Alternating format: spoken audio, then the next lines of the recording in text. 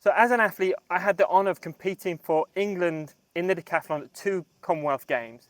And representing your country is an amazing experience, but it also comes with a lot of pressure. Friends and family and fans have travelled from all over the world to see you compete, and there's millions of people watching at home.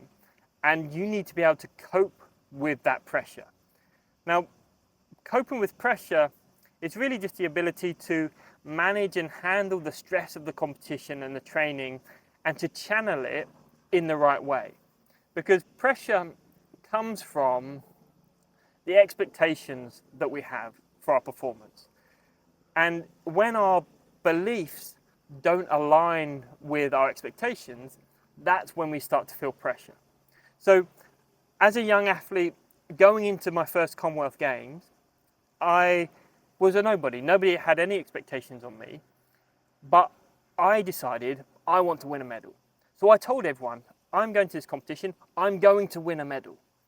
And guess what happened? I went into the competition environment, I recorded 8 lifetime best performances across the 10 decathlon events, and I won a bronze medal. Fast forward 2 years later, and now people know who I am. I'm an international medalist. Suddenly, people around me had expectations of me to qualify for the London 2012 Olympics.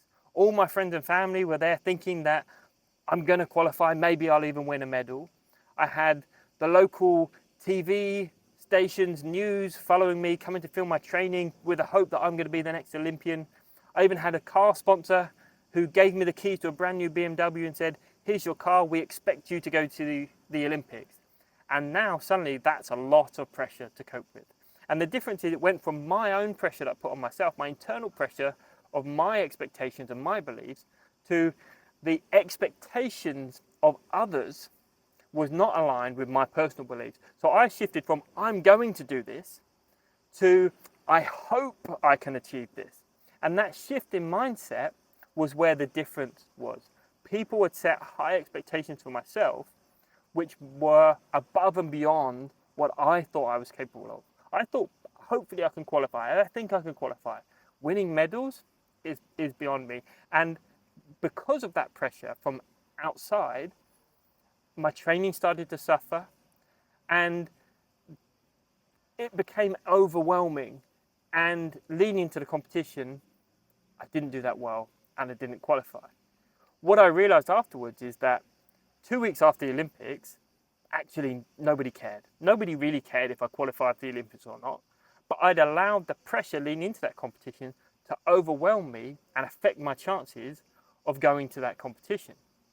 So what did I do? After the competition, I set my sights on the next target and I said, well, there's a home Commonwealth Games coming up in Glasgow. I want to compete at that home games. I'm going to compete at that home games. And I set about training for that competition. And it's a very different mindset to shift from I'm going to do this to I hope I can do this to meet other people's expectations to I'm going to do this again. And all the time I had this is what I'm going to do mindset, my performance, my training was so much better. And this is how we handle pressure.